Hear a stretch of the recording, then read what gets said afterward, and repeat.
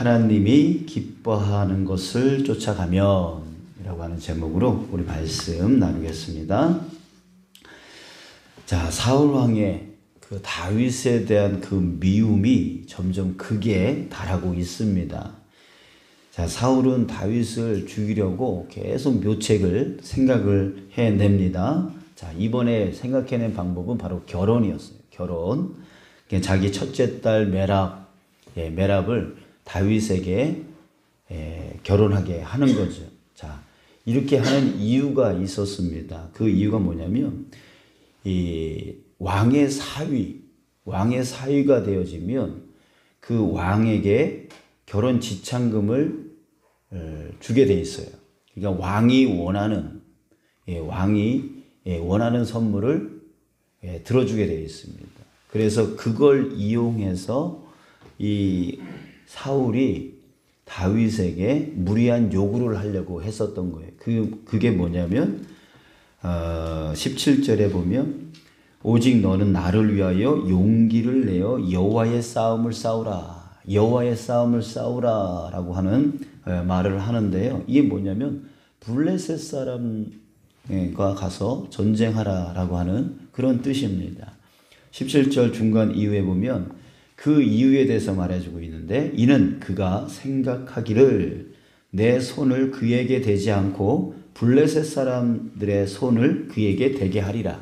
그러니까 블레셋 사람과의 그 전쟁에 나가게 해서 그 블레셋 사람들이 이 다윗을 죽이게끔, 그 전쟁에서 전사하게끔 만들려고 했던 그런 사울의 생각이었던 것이죠. 자, 이런 계략에 대해서 다른 사람들, 다윗도 몰랐고 그의 신하들도 몰랐고 오직 그의 생각, 그러니까 사울 왕의 오직 그 다윗을 죽이고자 했던 그 생각이었던 것이에요. 자, 그런데 이 계략이 실패를 합니다. 실패를 해요. 19절에 보면 사울의 딸 메랍을 다윗에게 줄 그 시기에 무홀라 사람 아드리엘에게 아내로 주었더라. 다윗에게 주려고 했던 그 메랍을 다른 사람한테 시집 보내는 그 일이 일어난 거예요. 이 이유에 대해서는 뭐 설왕설래하는 많은 일들이 있습니다. 뭐 사울이 뇌물을 받고 그렇게 생각을 바꿔서 뭐 이렇게 해줬다, 뭐 이런 얘기도 있고, 또 다른 어떤 이유도 있었다, 뭐 이렇게 말을 하고 있는데, 아무튼간 지금 이 이제 다윗이 메랍과 결혼하게 되어지면 다윗이 상당히 목숨이 위험한 상황 가운데 빠질 수 있는 그런 상황이었는데, 지금 그것이 이제 실패가 되어진 것이죠. 자, 그런데 그렇게 이제 첫 번째 실패를 했는데, 이 사울 왕이 딱 들으니까 그 둘째 딸 미갈이 다윗을 좋아한다라고 하는 얘기를 들었던 거예요. 그러니까 이걸 좋게 여겨서, 그래, 이 미갈을 다윗에게 주면서 또 그렇게 요구를 한번 하자라고 하는 계략을 또 씁니다. 자, 그래서 21절에 보면 뭐라고 하냐면 그에게 올무가 되게 하고 블레셋 사람의 손으로 그를 치게 하리라. 또 그 생각을 또 하는 거예요. 자, 그래서 이번에는 좀 더 구체적인 요구를 하게 되어지는데 뭐냐면 블레셋 사람들의 그 포피 100개를 가져와라. 이렇게 요구를 한 것이죠. 자, 그런데 이 생각 또한 무슨 뜻이었냐면 25절 끝에 이는 사울의 생각에 다윗을 블레셋 사람들의 손에 죽게 하리라. 죽이려고 했던 계략이었던 것이죠. 자, 그런데 이 다윗도 미갈이 싫지는 않았나 봐요. 그래서 그 결혼 날짜가 오기도 전에 블레셋 그 전쟁 그 블레셋 족속에게로 가서 그 포피를 갖고 왔는데 이게 100개가 아닌 200개, 그러니까 200사람을 죽이고 그 포피 200개를 가져다가 이제 사울 왕에게 바친 거예요. 그러니까 이 사울이 자기가 한 말이 있으니까 미갈을 어쩔 수 없이 주게 되어진 것이죠. 자, 그래서 두 번째 계획도 실패하게 되어집니다. 죽이려고 했는데 오히려 포피를 100개가 아닌 200개를 갖고 와가지고 딸을 달라고 그렇게 한 것으로 인해서 또 사울 왕의 계획이 실패가 되어진 것이죠. 자, 여러분, 이 두 가지 이 계략은 아무도 몰랐어요. 오로지 사울 왕만 알았어요. 그래서 그것을 가지고, 그 계략을 가지고 다윗을 죽이려고 했었던 것이죠. 자, 그런데 그 모든 계획들은 실패가 되어진 거죠. 자, 그랬을 때 이 사울 왕이 깨달아요. 왜 자기만 알았던 이 계획이 왜 실패되었는가에 대해서 뭐라고 얘기를 하냐면 28절 보면은요, 여호와께서 다윗과 함께 계심을 사울이 보고 알았고, 이렇게 말하고 있습니다. 그러니까 여호와께서 다윗과 함께 계심을 사울이 알았다라고 하는 거죠. 자, 여기서 우리는 알 수가 있습니다. 아무리 사울 왕이 혼자 그것을 생각하고 계략을 피우고 그것을 이행한다 할지라도 누구는 안다는 거예요. 바로 하나님은 안다는 거죠. 사람은 몰라도 다윗도 몰랐어요. 그게 자기를 죽이려고 했던 계략이었는지. 신하들도 몰랐어요. 어느 누구도 몰랐어요. 그러나 누구는 알고 계세요? 바로 하나님. 그 마음의 중심을 보시는 그 하나님은 그 사울의 그 생각을 알고 계셨던 것이죠. 그랬을 때 그 사울의 그 악한 계획이 이루어진 것을 하나님께서 막으시고 선한 길로 이끌어 나가 주셨던 거예요. 그래서 다윗이 그 계략으로 인하여 죽임을 당하는 것이 아니라 오히려 그것을 인하여 어떻게 됐어요? 29절 보니까 사울이 다윗을 더욱더욱 두려워하여 더욱더욱 두려워하게 만들었다는 거죠. 또 30절 끝에 보면 이에 그의 이름이 심히 귀하게 되니라. 오히려 다윗의 이름이 더 드러날 수 있도록, 더 사람들에게 귀하게 여겨질 수 있도록 하나님께서 이끌어 나가셨다는 거예요. 자, 여러분, 그래요. 하나님은 아십니다. 하나님은 아세요. 우리의 마음의 중심의 생각이 어떤 마음인지, 선한 마음인지 아니면 악한 마음인지 그것을 알고 계세요. 그렇기 때문에 하나님은 그 악한 마음들을 끊어내시고 선한 길로 이끌어 나가시는 그 하나님이십니다. 여러분들 믿으시길 주님의 이름으로 축복합니다. 아멘. 그래요. 하나님께서는 그 마음에 그 어떤 생각도 다 알고 계시고 선한 길로 이끌어 나가신다는 거죠. 자, 여러분, 그런데 다윗이 사울의 계략에 넘어가지 않았던 이유, 그것은 지금 방금 전에 얘기했듯이 다윗은 몰랐지만 하나님은 알고 계시고 하나님이 그와 함께 계셔서 그 사울의 계획을 꺾으시고 하나님의 선한 방법으로 이끌어 나가 주셨기 때문에, 그러니까 결국 하나님이 다윗과 함께 계셨기 때문에 그렇게 다윗이 사울의 계략에 넘어가지 않았다라고 우리가 볼 수가 있습니다. 자, 그런데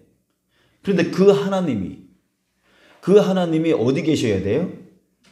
함께 계셔야 돼요. 그죠? 다윗과 함께 계셔야 된단 말이죠. 자, 그렇다면 하나님이 그 마음에 그 사악함을 아시고 그것을 선한 길로 이끌어 나가시기 위해서 우리는 어떻게 해야 되냐면 그 하나님이, 그 선한 길로 이끌어 나가시는 그 하나님이 나와 함께 할 수 있게 해야 된다는 것이죠. 이게 중요한 거예요. 그러니까 하나님은 악한 길을 선한 길로 이끌어 나가시는데 그런 하나님이 나와 함께 하고 계셔야 되잖아요. 근데 나와 만약에 떨어져 있다면 나는 그런 은혜를, 그런 복을 누릴 수 없게 되어지는 거 아니겠어요? 자, 그러니까 다윗은요, 그 하나님이, 그런 하나님이 자기와 함께 할 수 있도록 항상 그것에 노력하며 살았던 사람이에요. 그 하나님이 자기를 떠나지 않도록 하려고 끊임없이 노력했어요. 그래서 자기가 실수로 그 밧세바라고 하는 그 여인을 범했을 때, 그때 정말 회개에 자복하면서 하나님, 나를 떠나지 말아달라고, 성령이 내 안에서 떠나지 않게 해달라고 하는 그런 기도를 간절히 구했던 사람이 바로 다윗이에요. 그러니까 다윗은 하나님이 항상 나와 함께 할 수 있도록 그것의 중심을 잡고 살아갔던 사람이었다는 거죠. 왜? 하나님이 함께하면 이렇게 악한 길을 선한 길로 인도해 주시는 것처럼 그 삶을 지켜주신다는 거죠. 자, 여러분, 오늘 본문에서 다윗의 모습을 다시 한번 우리가 보고 묵상했으면 좋겠습니다. 다윗이요, 여러분, 왕의 사위가 되어진다는 것은 사람들이 그렇게 하고 싶은 그런 욕심을 갖게 만드는 자리예요. 왕의 사위 자리는. 왜냐하면 그 왕의 그 영광을 자기가 누릴 수 있기 때문에, 자기의 권세, 자기의 권력, 이런 모든 것들이 보장되어질 수 있는 자리가 바로 왕의 사위가 되어지는 자리이죠. 자, 그렇다면 욕심나지 않겠어요? 예. 그리고 그 자리가 되어지면 남들보다 더 높은 자리이기 때문에 떵떵거리며 살아갈 수 있지 않겠어요? 자, 그런데 그 왕의 사위로서 이렇게 추천을 받았을 때 다윗은 어떻게 했냐면, 그것이 내가 저 자리에 되어지면 나한테 권세가 생겨, 나한테 권력이 생겨, 나한테 물질이 생겨. 자, 그런 것을 위해서 덥석 그것을 물었던 사람이 아니었단 말이죠. 18절에 한번 보세요. 다윗이 사울에게 이르되 내가 누구며 이스라엘 중에 내 친속이나 내 아버지의 집이 무엇이기에 내가 왕의 사위가 되리까? 다윗은 그것이 정말 유혹이 됐을지라도 그것을 덥석 물지 않았던 것이죠. 만약에 여기서 그 욕심 때문에 덥석 물었다면 다윗은 생명을 잃었을 거예요. 그러나 그는 그 권력, 그 유혹에 넘어간 것이 아니라 그는 항상 하나님 앞에 어떻게 하려고 했어요? 겸손하려고 했던 거죠. 나는 사위가 될 사람이 아닙니다. 이게 덥석 물지가 않았어요. 그래서 그 겸손으로 인하여 그는 하나님과 함께 할 수 있었던 것이죠. 자, 두 번째, 그 미갈과의 결혼으로 또 두 번째 유혹하고 있었을 때도 역시 마찬가지였습니다. 23절 중간 이후에 보면 왕의 이제 신하들이 와가지고 당신은 왕의 사위감입니다. 왕이 사위가 되어지면 당신은 정말 잘할 겁니다. 뭐 이렇게 주변 사람들을 잠깐 부추겨가지고 다윗을 유혹하려고 했었어요. 자, 그런데 또 다윗이 뭐라고 해요? 왕의 사위가 되는 것을 너희는 작은 일로 보느냐? 나는 가난하고 천한 사람이라. 아니라는 거죠. 자기는 그럴 만한 사람이 아니라고 하면서 그것을 만류합니다. 거절합니다. 그러니까 항상 겸손했어요. 그 겸손이 바로 하나님을 떠나지 아니하고 하나님이 자기와 함께 할 수 있도록 했던 것이죠. 자, 또 한 가지는 사울이 이 다윗에게 포피 100개를 요구하잖아요. 여러분, 이게 참 이런 의미가 있습니다. 블레셋 사람들의 그 포피 100개를 가져와라. 이 포피가 뭔지 여러분 아시죠? 할례할 때 벗겨내는 게 포피잖아요. 그러니까 이 포피를 잘라온다라고 하는 것은 무슨 뜻이냐면 할례 받지 못한 민족을 조롱하는 행위예요. 자, 그렇다면 다윗이 그 행위를 했다면, 포피를 잘라오는 행위를 했다면 이 다윗은 블레셋 사람들을 조롱한 아주 철천지 왼수가 되어지는 거예요. 그렇게 되어지면 다윗은 이후에도 계속해서 블레셋 사람들의 정적이 되어져서 계속 그 복수를 복수를 받게 되어지는 그런 상황이 되어진단 말이에요. 그러니까 지금 다윗도 알고 있었을 거예요. 만약에 내가 저 사람들의 포피 100개를 잘 나온다 라고 했을 때 자신의 나머지 인생에 그 블레셋 사람과의 초천지 왼수지간이 되어진다라고 하는 사실을 분명히 알았을 거란 말이죠. 자, 그럼에도 불구하고 그것이 비합리적인 명령이었을지라도 그럼에도 불구하고 다윗은 어떻게 하죠? 그것에 순종한다고요. 그것이 비합리적이고 불합리적인 일이라 할지라도 그럼에도 불구하고 자신의 권위자 사울 왕의 그 명령에 순종하여 나가서 오히려 100개가 아니라 200개를 잘라갖고 와요. 이게 뭐예요? 충성이라고 하는 거죠. 충성은 말한 만큼만 하는 사람을 충성된 자라고 말하는 게 아니라 5달란트를 가지고 5달란트를 남기고 2달란트를 가지고 2달란트를 남기는 그 5달란트를 그냥 5달란트로 그냥 유지시키는 자가 충성된 자가 아니라 그 5달란트를 가지고 5달란트를 남기는 자를 착하고 충성된 자라고 하지 않았습니까? 그런 것처럼 자기 스스로 주인을 위해서 일할 수 있는 사람, 이런 사람들을 충성되다 그러잖아요. 그러니까 다윗은 바로 비합리적이고 불합리적인 그런 명령을 받았음에도 불구하고 자기한테 정말 불리하고 자기의 앞으로의 삶이 정말 힘들고 고난스러울지라도 그럼에도 불구하고 내 권위자의 말에 순종하여 100개가 아닌 오히려 200개를 갖고 왔던 그런 다윗. 여러분, 이것이 뭐예요? 그 충성은 바로 하나님이 기뻐하시는 일이다라고 하는 거죠. 그 순종은 바로 하나님이 기뻐하시는 일이다. 그러니까 하나님이 함께 한다는 거죠. 충성된 자에게 하나님이 함께하고 순종하는 자에게 하나님이 함께하고 겸손한 자에게 하나님이 함께 하신다는 거죠. 또 하나님의 정의와 하나님의 공의를 행하는 자에게 하나님이 함께 하시고 사랑의 하나님이라고 했으니까 사랑을 행하는 자에게 하나님이 함께 하시는 거예요. 그러니까 다윗은 그 삶 가운데에 겸손하고 순종하고 충성하고 공의와 정의와 사랑을 행하는 그 일들을 통하여서 하나님이 자기와 함께 하실 수 있는 그런 자리가 항상 준비가 되어 있었다는 거예요. 자, 그러니 하나님이 그와 함께 하세요. 하나님이 함께 하시니까 사울이 혼자 생각했던 그 계략까지도 막으시고 선한 길로 인도해 나가 주셨다라고 하는 것이죠. 자, 사랑하는 여러분, 하나님이 우리와 함께 하기를 원하시는 줄 믿습니다. 그러나 우리의 삶이 하나님이 기뻐하시는 그 삶이 되어지지 못한다면 하나님은 그 사람과 함께 할 수 없을 것입니다. 바로 사울왕은 하나님을 믿는 사람이었지만 하나님의 길을 살아가지 않았어요. 사악한 마음을 갖고 다윗을 죽이려고 했고, 하나님 앞에 제사를 드리기보다는 자신의 목적으로 제사를 드렸고, 자신의 그 왕권을 지켜나가려고 그것을 중심으로 살았어요. 그러니까 하나님이 기뻐하시는 삶을 살지 못했단 말이죠. 그러니까 하나님이 그에게 어떻게 해요?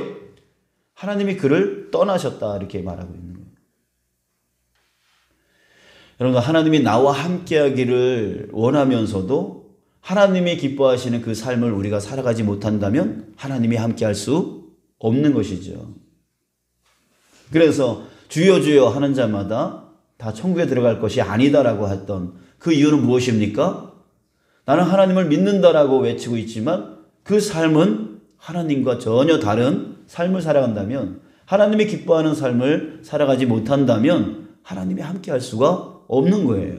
하나님이 함께 할 수 없다면 하나님의 그 은혜를 우리는 누려 살아갈 수가 없게 되어지는 것이죠. 자, 여러분, 이 다윗을 통하여 우리가 배우기를 원합니다. 배우기를 원합니다. 정말 내 삶이 중요하다는 거죠.